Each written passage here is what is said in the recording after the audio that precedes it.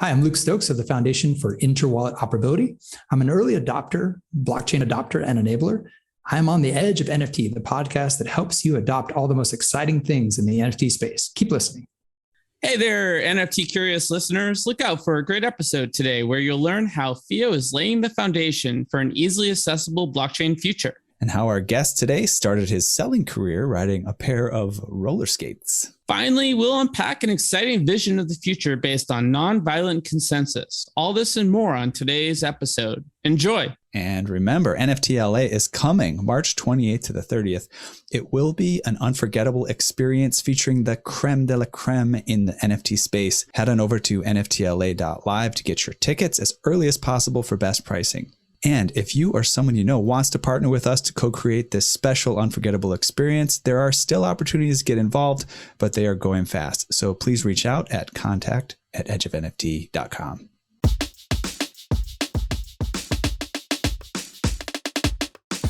Welcome to the Edge of NFT podcast with your hosts, Jeff Kelley, Eathan Janney, and Josh Kriger.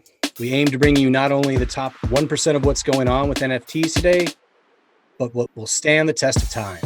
We explore the nuts and bolts and the business side, but also the human element of how NFTs are changing the way we interact with the things that we love.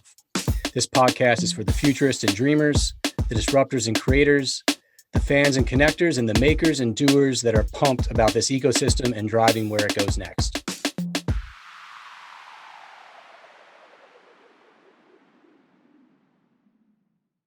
Today's sponsored spotlight episode features Luke Stokes, the managing director for the Foundation for Interwallet Operability.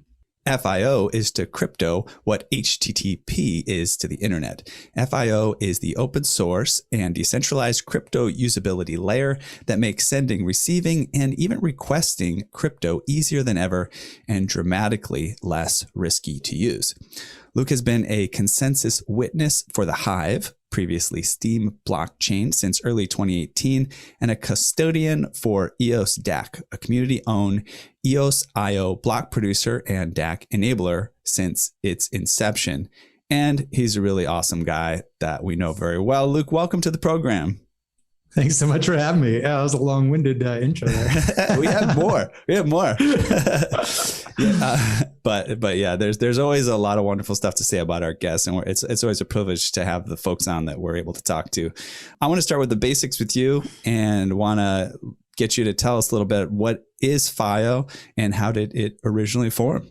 It's, as you said, we're trying to make crypto easier. You know, crypto is really, really complicated. It's hard to use. It's frustrating. I've been in blockchain since, 2013. So it's been 9 years now. It was January 2013 when I first got started. I'm a computer science major guy. So I get tech, but I also get how often it's engineers building tools for other engineers. And those are super frustrating. And so FIO's human readable addresses, they actually exist as NFTs. So for example, it's a two-part NFT. So Stokes is like part of it, the domain part. And then Luke at Stokes would be my, crypto handle that I use in order to send and importantly receive crypto. So we have the ability to request funds from someone, including an encrypted memo. So that's a feature that people are used to in the traditional financial world, and they don't have in traditional crypto. It's just send only. So we have this basically usability layer sitting on top of your experience. So if you're in a wallet, you're in an exchange, you're in some type of crypto enabled experience, you can have that nice human readable expression instead of these long crazy public addresses that just confuse everybody. And that's what we're building. And it kind of started with. I started as a consultant, actually. I came in as a part-time consultant for the project, and I found myself as a managing director. Yeah, it's been a couple of years now doing that. It's pretty amazing.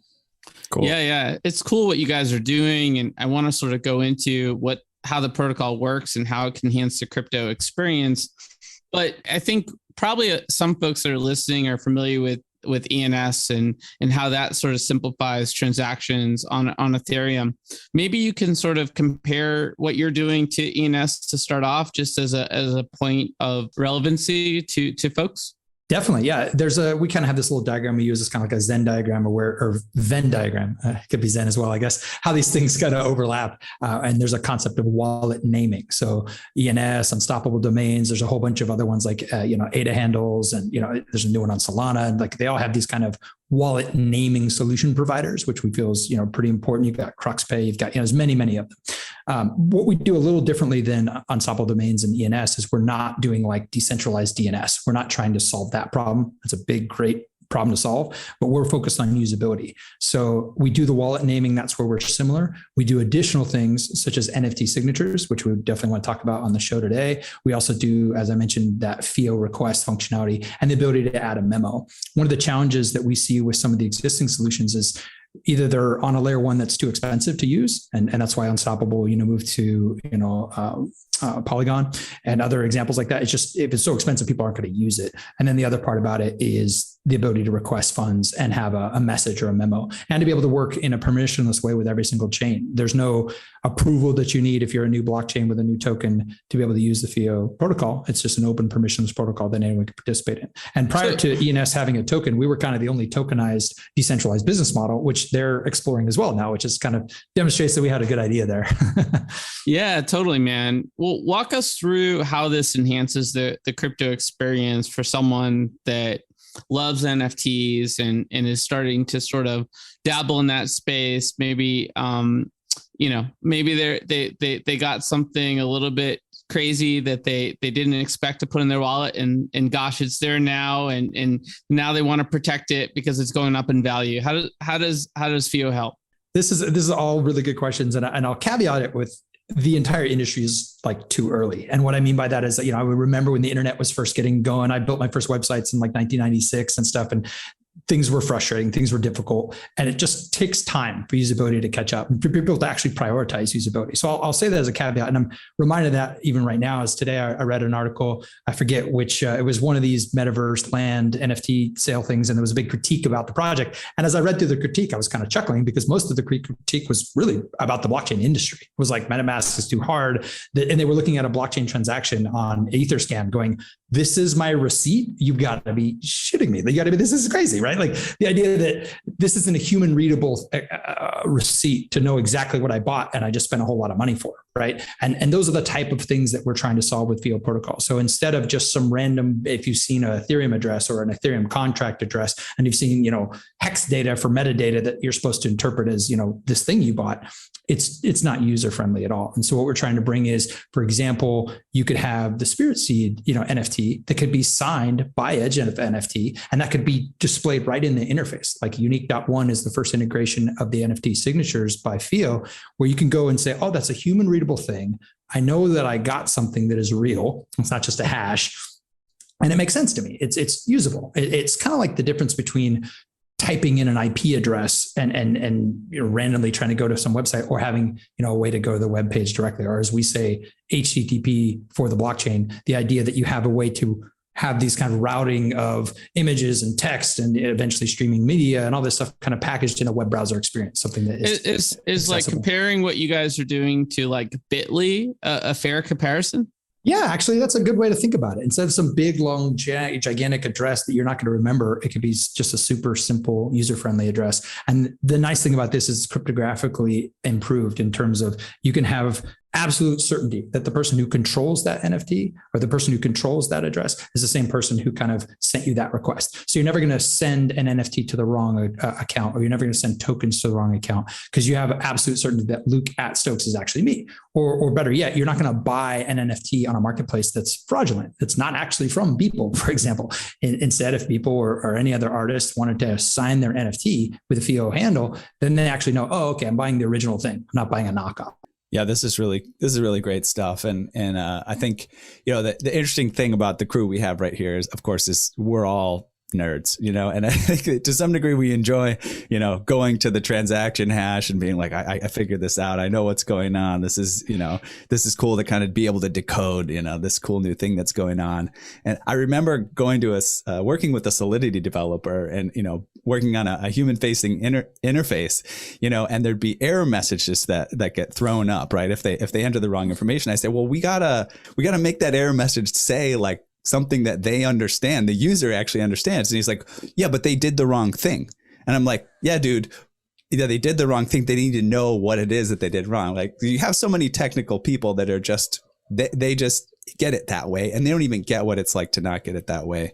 I'm reminded. It's so true. I mean, we can't highlight that enough. That there's something about engineers, and I'm speaking as an engineer, computer science major, that we're just like 2 + 2 = 4. It's just ones and zeros. It's just like, what's the problem? Right. And it's the idea that we don't realize that when everyone else is out at the parties, hanging out, having a good time, these people are up till 2, 3 in the morning reading white papers, and their brain works a different way. So they're just like, yeah, gas fees and the GU was too high and contract failure and blah, blah. And people, they expect that people understand what that is. I'm an engineer. I just want to say this for your audience. I'm a technical dude. I can't figure out this stuff. It's just so complex and confusing that I think it's really important for this industry itself to kind of level up, especially ways you guys are bringing in kind of the mass audience with NFTs. These are artists. These are not technical engineer people. They need to have their hands held, and error messages are a perfect example.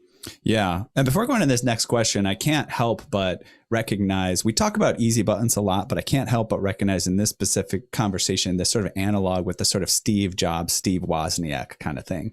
It's kind of like, we're nerdy, we want to do it, we want to make it cool. And then having someone not only say, wait, we need to make this user friendly, but also what's cool about NFTs and this sort of Apple ethos is we want to make it creative. Like, we want to make it fun. We want to make it have a personality and have like a ethos behind it. It's really fascinating.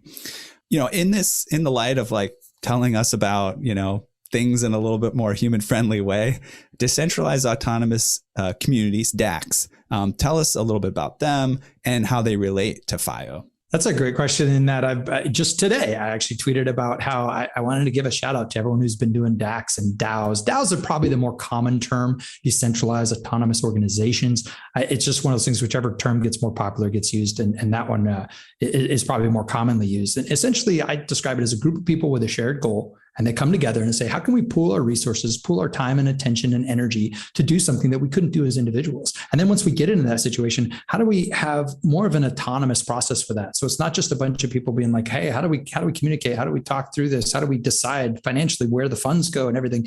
And then, you know, the community part or the corporation or the company or the consortia like FIO, we run as a decentralized autonomous consortia, or just if it's a DAO or an organization, what does that all look like? And so it's a massive subject that I think is actually probably this year or next going to be a really big deal. Like, everyone talks about NFTs as the big thing that happened in 2021. I think 2022 is going to be, or 2023, going to be huge about DAOs and DACs, because essentially, and I've been thinking about this, and it's kind of the tweet I did this earlier this morning. The existing financial systems and structures for human organization are based on, extrinsic motivations. We're either going to throw you in a cage because you broke some law, you smoked some plant you're not supposed to, or whatever it might be, or we're going to pay you money, and if you don't do it, we're going to take that money away from you. It's like threats and rewards. It's extrinsic motivation to do stuff. And as I'm talking to a creative audience, you guys understand there's provable science that shows that destroys your creativity. It's not a good way for humans to collaboratively do cool new stuff. And so we want this intrinsic motivation essentially. And so a DAO model, a DAC model, is a group of people that come together and say, hey, we've got these processes like worker proposals and a mechanism where you can have people vote on what type of things they want their community treasury to go towards. And then a way, for example, to do something called a multi-sig. And a multi-sig is essentially a group of people that have the keys and permissions on a specific account, and the funds can go into the account. Unless they reach a certain level of consensus, the funds can't leave that account. So you have a way with these different, processes, blockchain processes, to coordinate voting, coordinate membership, coordinate expenditures of the community treasury. This is kind of a summary of what DACs and DAOs are in the nitty gritty, but ultimately it boils down to a group of people with a shared goal, coordinating the resources together so they can agree and come to consensus on how that money is going to be spent. And you could do some really cool stuff. And I think it's actually going to fundamentally change society. I've been to Honduras and Panama and El Salvador with these different delegations, meeting with the governments there, talking about blockchain technology. And I get brought into those by Brock Pierce and others because of me playing around with DACs and DAOs and just being fascinated by this new model. And we think about, can you imagine governments that were completely voluntary? Can you imagine governments that were service providers? Can you imagine nonprofits where everything's completely transparent, every single transaction they do? Can you imagine corporations where the money that's like Apple, for example, if all that money didn't just go to a small portion of shareholders, but actually went to everyone creating that value? The Facebook example is often used, where the people creating the value directly could participate in that value creation is something that's really interesting. I mean, that's really core to our ethos, Luke, and that's why we like having you around. We use the word co-creation a lot, and I think it involves doing things because you want to, and not because someone has sort of created leverage to me the essence of what you're talking about. I think there's a lot of ways to do business and to have success and put wins on the board. But I think the Web3 sort of world is one where you're really living in abundance, and you really are creating something bigger than any one individual is capable of doing. And you're willing to sort of forgo sort of some of the sort of need for rigidity on the front end in return for accelerating progress and knowing that things will work out. And it's a different mindset. And I think as you see people come into this space, they like the energy, they want to be part of it, but they have to sort of adjust. And sometimes that takes a little while. And I think that's a good segue to a little bit more of a philosophical question. And I know you like to go deep. So, we talk about blockchain and NFTs and their power to improve human lives. How do you see FIO contributing to this goal, and what else has to happen for this to happen on a macro scale? Great. I get excited about and the reason I'm involved in FIO is that as I was building, working with EOS DAC and building DACs and DAOs, kind of exploring this stuff in 2018, saying, how can we redo governments and corporations and nonprofits using these amazing blockchain tools? I quickly ran into the reality that it's just too complicated, just too confusing for everyday people to use these amazing tools. We can have incredible solutions, supply chain management tools, and all these different things, DACs, DAOs, everything in between.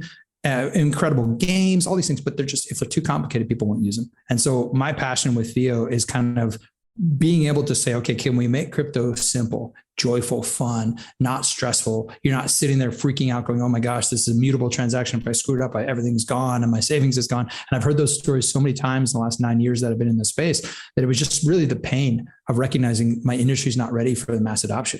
And then recognizing on top of that, this kind of law of diffusion of innovation, where these adoption curves are happening, whether we like it or not, this kind of doublings that have been happening for over 10 years. And you look at these curves, the exponential growth that most people are not, they're not equipped to recognize, but it's happening. And recognizing that, okay, this is definitely going to change the world. In the next 3 to 5 years, you're probably going to have 1 billion users in crypto.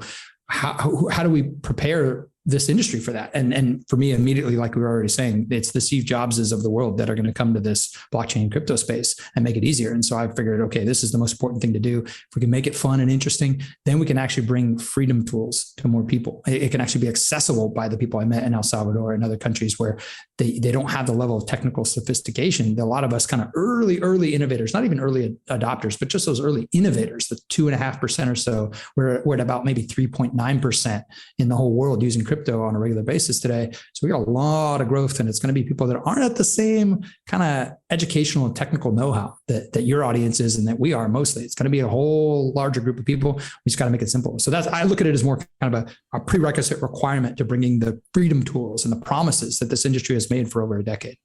Well, my mom listens to the show, so I'm sure she appreciates being told that she's among the technically literate. Yes. So I'm sure she's excited about that. If you're she listening, is, if she's into crypto, like she is, she's the early innovator. Like, congratulations. Definitely. I try to say that all the time. Get my mom to listen to the show. Got to make it easy, Awesome. Well, there's a couple of terms that I think are interesting to dive into that circle about what you're up to, Luke. Nonviolent consensus is one. Voluntary hierarchy. Can you sort of unpack those? I think there's some self-explanatoriness, but also something worth exploring there. So, I mean, first, talk about where's this term nonviolent consensus come from? Why do we need a term like that? That's a great term. In that, for me, when I look at what's wrong with the world, I look at a lot of people being pushed in a direction they don't necessarily want to go. Maybe they're in a job they hate, or they're, in a system. A lot of people aren't familiar with the term democide, for example. When they have these causes, we're like, we got to do this cause or that cause, this help humanity. Democide demonstrates 260 million people have essentially died because of government. Government is basically and even those who agree with government won't necessarily disagree with this definition, but it's a group. It's essentially a monopoly on the initiation of violent force in a geographic region. And some people are okay with that. The Hobbesian Leviathan, they're like, hey, we need somebody to kind of in this area, they get to use violence, but nobody else gets to.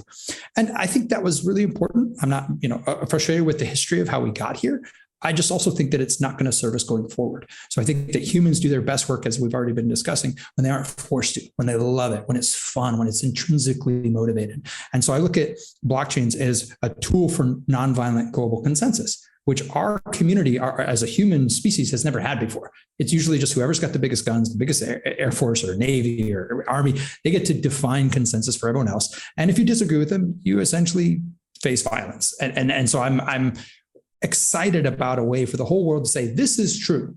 And nobody with a gun had to convince you of it.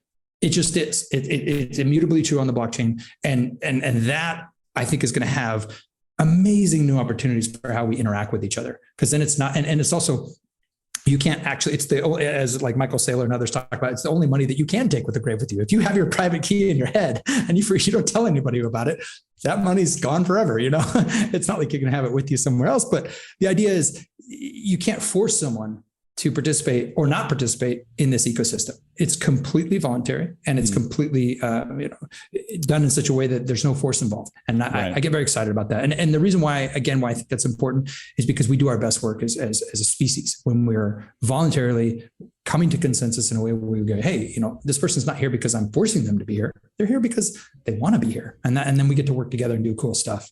Right. Yeah. And I think the decentralized aspect is so important, right? Because if you do look at like a site like Facebook, which we all have our own frustrations with, it is similar. Like, people don't have to be there. Like, they can complain about how Facebook works, but you don't have to use Facebook. But at the same time, there's sort of like a centralized power behind it that, can turn people's accounts off and on at the will of, whoever's in charge of things. And of course, yeah. I love that example because a lot of people get frustrated with me and they're like, Luke, you're a voluntarist, or you're kind of in this kind of category of people that get labeled as, anarchists. And anarchy just really means without rulers, without archons. It doesn't mean without rules. I love rules. I'm all about it. But I don't want, these violent oppressors or authoritarians to become violent potentially in the future. And so they get frustrated with me. How could you support something like Facebook? It's so, centrally controlled and all these things. And I say, well, the day Facebook gets an army, I'll be more frustrated with them than I am with the centralized governments, right? They're at least still bombing people using, in some cases, my money without my consent. And that's where I'm like, that's where I draw the line when there's like physical violence. And not to say that these corporations don't do that as well. There's been discussions about Avion and, how they get water and extract water. So these are a larger category of ways that our consent is not obtained from us prior to our wealth and value and energy and time being put into something. So Facebook is a perfect example. You could build, a gigantic community, or Twitter, and they could just remove you. And then you're kind of like, well, I created that value and you use that value to gain money for your shareholders and investors. I didn't get to see any of that. So that's why I've been a part of Hive for a long time as well. The idea that I can create posts on Hive, the blockchain itself through voluntary inflation that I choose to participate in can reward me with that. And that type of stuff is exciting to me because when you get these centrally controlled systems, you don't get to participate in the governance and you don't get to participate in any of the value creation. So some of the critiques against nodes and in sort of voluntary consensus is that ultimately it does become about the biggest wallet holders, the folks with the budgets still ultimately get to call the shots. What's your counterpoint to that? I think it's an excellent critique, and it goes back to the different type of consensus algorithms. So what you're mentioning, for example, would be proof of stake or delegated proof of stake. It's kind of they drift towards plutocracy. So whoever has the most money gets to make all the rules. The golden rule, whoever has the gold makes the rules. You have with proof of work a similar dynamic where whoever has the hashing power. So either they have cheap inroads with the government power, or they have immense treasury to be able to purchase mining ASICs, things of that nature. So it still kind of leans towards that. So I'm super interested in other governance models that. For example, Eden on EOS is a very fascinating exploration of an individual human being goes through an induction process on a Zoom call, much like this, and they read, they say, I agree to the peace treaty, and members of that community validate that they know that person in real life and say, yeah, that I trust that they will follow the peace treaty. And that gets minted as an NFT, put on chain immediately, and that person becomes part of the community. And then they do governance. They call it an election. You can check out More Equal Animals, Dan Larimer's book on this, and you can download it free and read it. But the idea that those committed members of the community all have an equal vote, and they go into a political playoff process where they vote to say, hey, I'd like this person to be able to use the community treasury in this way. And so it's not so much a plutocracy. So I'm very excited about those explorations. I think they often get civil attacked. And that civil attack is a term where you have a whole bunch of people, a whole bunch of accounts that look like 1,000 people, for example, but they're just controlled by one person and they're all sock puppets. So that's another governance challenge that you run into often with these systems. Is how do you know you're actually connecting with conscious beings who are impacted by your decisions, unless you know that those are individual human beings? So, Eden on EOS is an example of a way to do that without needing KYC, but there are many others like that. So I get really excited about exploring the different ways, proof of time, proof of participation. There's some interesting models that are being explored right now.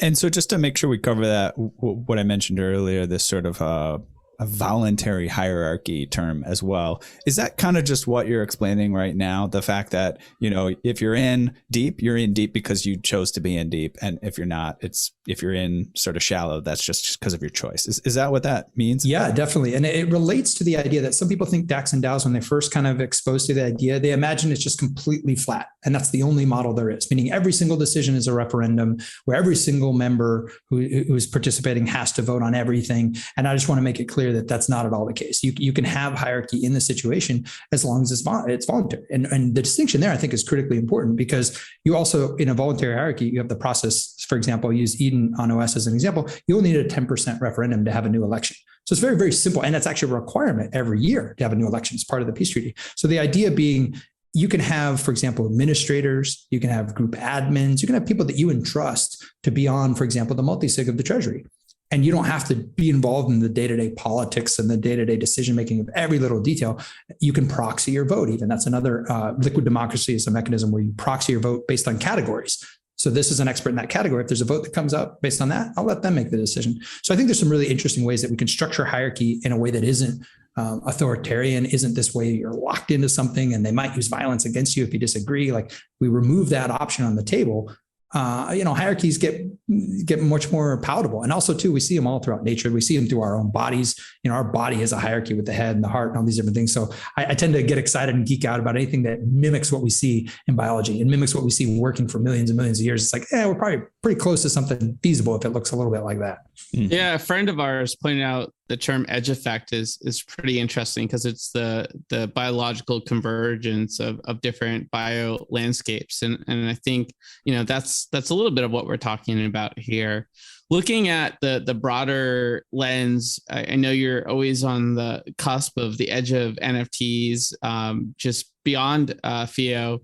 Is there one project that stands out to you that you're tracking that you think is doing something revolutionary that folks should know about? And there's actually quite a few, like I mentioned, some metaverse stuff and this, that, and the other, but one in particular, and I think I mentioned to you as well before, Josh, was this kind of diatome. The diatome fund is super. It's diatome.fund. And they did this really innovative thing where they auctioned off 50 NFT whales, these little pictures of these whales. And they actually tracked during the auction how many pounds, how many kilograms of plastic is going to be removed from the ocean with the purchase of these NFTs. And so they're actually building this DAO, back to the DAO concept, where the community itself that participates can earn the diatome token, and then also participate in the governance of who do they hire to remove all this plastic? How do they deliver on these promises that they've made to remove all this plastic? And it's an example that I get very excited about, because we think about, we have these big problems in the world, and we generally rely on government to solve some of these problems. But one, they can't solve, multinational problems. The UN, good luck with that, right? And they can't really easily solve problems that, just really aren't a priority for that particular governance structure. And so when we have a situation like this, where it's like, oh, hey, you have investors, they're buying NFTs, it's almost like peacocking. They're all excited that they were the one that purchased this NFT that's removing plastic. I mean, what's the point of this type of property anyway? It's just to kind of show off a little bit, put it on your profile picture or whatever. And they're kind of tapping into that, saying, hey, let's actually do some good with that. Take that money and actually, instead of it just going to somebody's pocket, actually go, hey, let's do some interesting stuff. So it kind of gives some utility value to the whole NFT craze. So I'm excited about that. I hope it works really well. So far it has. They've raised quite a few, multiple millions of dollars already. And I'm very curious to see if that model gets reproduced for other kind of social good projects that people are passionate about. Because then again, back to that voluntary participation, it creates a lot of value for the people who matter most. Yeah, this has been a really awesome conversation, Luke, talking about sort of all sorts of different things in the future. And we'll have to spend some more time together soon, get you over to NFT LA so we can have some in real life conversation. But we wanted to turn our attention towards getting to know you as a human being for a little while, if that works for you. Yeah, sure. I pretty much live my life as an open book, radically transparent often. That's how I roll. Nice. There's like a Radio Lab, like a This American Life episode where they interview him. It's very interesting. Yeah. Blanton, Brad Blanton. That's the guy's name. I would need to check it out. Very interesting. Yeah, check it out. Anyways, on to the segment that Josh was alluding to, which we call Edge Quick Hitters. Edge Quick Hitters is a fun, quick way to get to know you a little bit better. We have 10 questions, and we're just looking for short or single or few word responses, but we can feel free to expand a little bit if we get the urge. So ready to go? Yeah, let's do it. All right, let's hit it. What is the first thing you remember ever purchasing in your life? I think it would have to be Legos. I was a geek about Legos. I had so many Legos. Legos are so fun, man. Awesome. What is the first thing you remember ever selling in your life? I don't know if it counts, but I was selling newspapers. I had a paper route. And so I was like, my first job as I was like on my roller skates, actually flinging these newspapers. That counts. I love picturing you on the roller skates too. Yeah. Not roller blades. No, I did gravitate towards the roller blades eventually. And I got 2 plates and 11 screws in this arm because I used to do half pipes and skate parks and stuff. And I had a bad spill in high school. Awesome. Cool. All right. So next question. What is the most recent thing you purchased? This is top of mind because I just bought my wife of 17 years a brand new wedding ring. So as much as I'm against the whole ridiculous diamond fiasco that is like this completely fake manufactured, environment, my wife reminds me, women like shiny, sparkly things. And so I was just in California and we just got back for visiting family for the holidays. And so I spent a significant amount of money on some sparkly, shiny things. And there's a backstory to that too. She was gardening and got a really bad MRSA infection in her finger and literally had to have her ring cut off to the point where they couldn't fix it again. The ring was completely destroyed. And thankfully, it didn't get serious, but at one point I was like, holy moly, you might have to, it was bad. It was touch and go there for a while. But she went for months without a ring. So she was really sad about, where's my wedding ring? So we got her a super nice wedding ring. It's got 3 stones and she turned the old stone into some earrings. So it's actually a wedding ring and earrings. So unlike Brock Pierce, she wasn't amenable to the wedding smart contract or wedding NFT. No, I was funny. I was joking with someone earlier today as well. Like, he was talking about how they have these new transistors where you can use carbon nano or whatever, and just a little bit of gold. And you don't need gold through the whole thing to do the transistors. And I was like, I don't think that'll work for wedding rings. I've been married 17 years and she wants the sparkly. It definitely harkens back to that, like the technical nerd versus like the public. Similar thing. Like you can't ignore the perspective of a woman. Yeah, for sure. Did we cover your second one, Josh? No. The next question I wanted to ask was, what is the most recent thing you sold? It's funny is I don't really have like a huge materialism kind of perspective on things. I'm not like buying and selling. And so I was thinking about this question going, what did I sell? And I was like, if I'm fully thinking it through, I'm like, I think I sold some FIO tokens. And it was kind of like, oh, that's a bummer thing to sell. My own project, I have a huge vested interest in the FIO token, but there was a moment where it doubled in a day. And I was like, that's not rational. And so we have these like pump or dump groups sometimes that come after. And so I was like, I sold a little bit into that irrational exuberance in order to diversify my holdings a little bit. And so I bought some, I sold and bought some Bitcoin. And pay for that wedding ring. And pay for the wedding ring. Yeah, those kind of things, they don't take crypto yet. They don't take FIO tokens yet, but someday they will. If we can make the process easy, right? Yeah. I don't know his buying and his selling pattern specifically, but if you look like a famous investor like Warren Buffett, he'll be very honest. Just like, this is overvalued, right? Yeah. Now, right. Like, or buy on the dip, right. Of his own stock. So I don't see any conflict there. It makes sense. And you're sharing it. So that's great. Next question here. What is your most prized possession? I was thinking about this as well. And again, I'm just not much of I care much about stuff, but if I have to say about this little thing I hold in my hand, this little iPhone, like I use this so ridiculously often that I not having it would be a little crazy. So yeah, I would say my phone. I don't know if it's now an attachment of my life. I would say I've actually outsourced part of my consciousness to this little device. Yeah.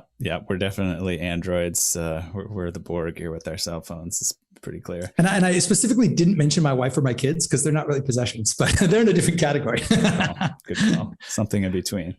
If you could buy anything in the world, digital, physical, service, experience that's currently for sale, what would it be? Oh, man, this one's a little more tricky. And I guess it would be, and I don't know if it fully exists, but it would be kind of like gene therapy or some kind of something to make my body not decay. So I think there's like, I have some friends that are way into like the stem cell stuff, and doing that. And so something along those lines where it could just be like, hook into something and be like, man, my body's tight and good to go forever.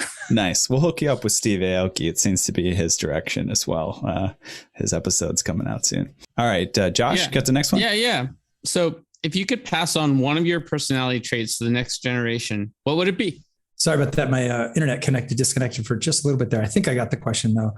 Is this about adding a personality trait, pass on a trait? Yeah. If you could pass on one of your personality traits to the next generation, what would it be? I think the number one thing would be personal responsibility. I really have a high sense of personal responsibility. And I've noticed about DACs and DAOs in that world, like it only functions well when people take on a lot of personal responsibility.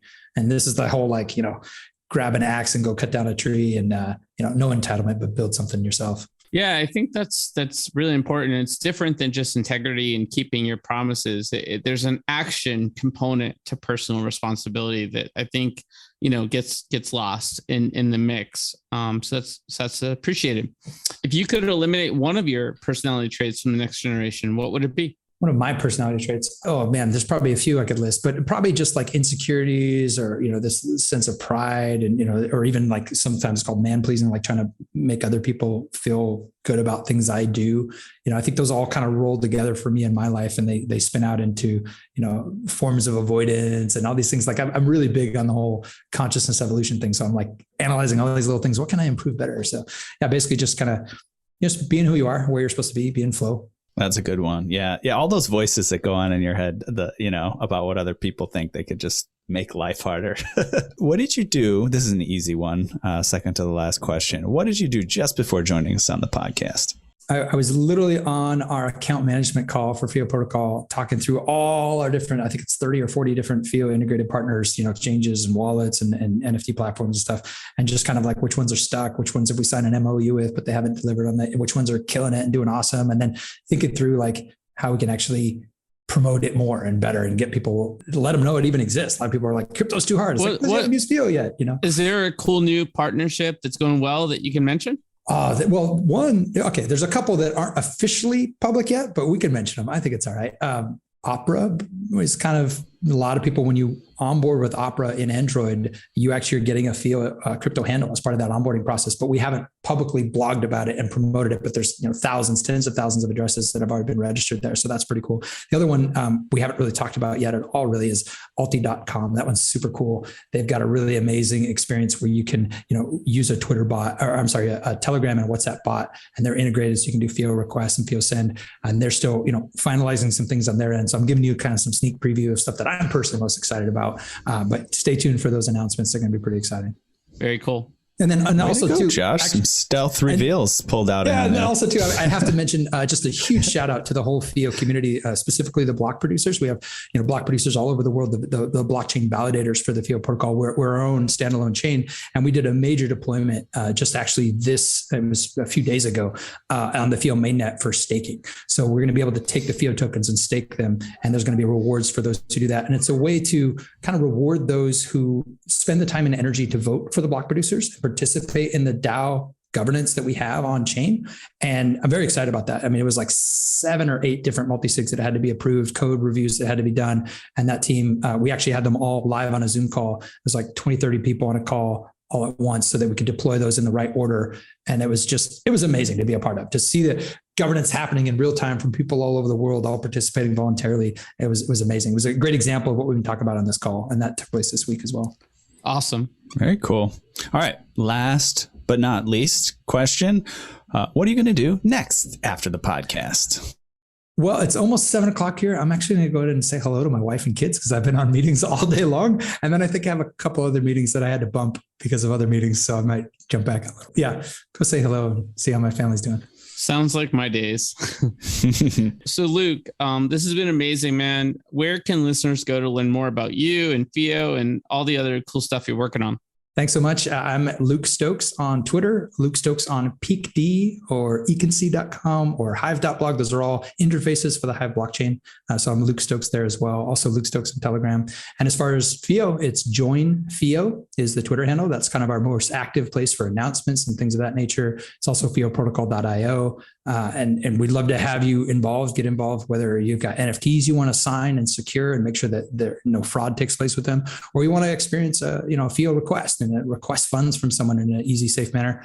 We'd love to have you check out FIO Protocol, and you can ping me as well if you have any questions. I'd be happy to answer your questions. That's awesome. And I believe we're going to cook up some kind of cool giveaway for our listeners. Is that correct? Yes, definitely. I was just talking to Ash, who's our head of marketing. We are definitely going to come up with something, and we're going to work together. It's going to be fun. There's a combination of cool things you can do. We can send like requests, for example, send a certain FIO request to this FIO address, which of course requires that you register a FIO handle and you get onboarded. And we've got great partners like Edge Wallet that make that really easy. So we can do some really cool stuff with this from a marketing perspective. So your audience can actually engage. And for example, maybe there's like a special code word. I could say bananas, let's say. So I said bananas on the podcast. So maybe that's the code word. And you have to send a FIO request with the code word, whatever it might be. I think it was bananas. And then, that could be the thing that validates that you watched the show and that you participated in this conversation. And then we can, pick winners from that. So yeah, we're going to have some giveaways probably related to some FIO tokens. We might actually have some giveaways related to if you can demonstrate that you signed an NFT on perhaps Unique.one's interface. We have so many cool things we can do, but we're going to work together to make it a lot of fun. Well, sounds good. I love bananas. And they're a great source of potassium. There you go. And I bet you the Bored Apes love bananas as well. For sure. Put that in there. All right. I think that means it's about time to wrap it up. We have reached the outer limit at the Edge of NFTs for today. So thanks for exploring with us. We've got space for more adventurers on this starship. So invite your friends and recruit some cool strangers that will make this journey all so much better. How? Go to iTunes right now, rate us, say something awesome, then go to edgeofnft.com to dive further down the rabbit hole. And remember, we always invite you to co-create and build with us at Edge of NFT. We're unlocking a whole new way to connect and collaborate with us through our own NFT drops, Spirit Seeds, leading to Living Tree NFTs, which light the way to our event, NFT LA, a one-of-a-kind, immersive, and unforgettable experience at LA Live in Los Angeles on March 28th to the 30th. So just check it out at nftla.live. You can pick your tickets up at early prices now and move quickly, though. Those early bird tickets are going real quick. Lastly, be sure to tune in next time for more great NFT content. Thanks again for sharing this time with us today.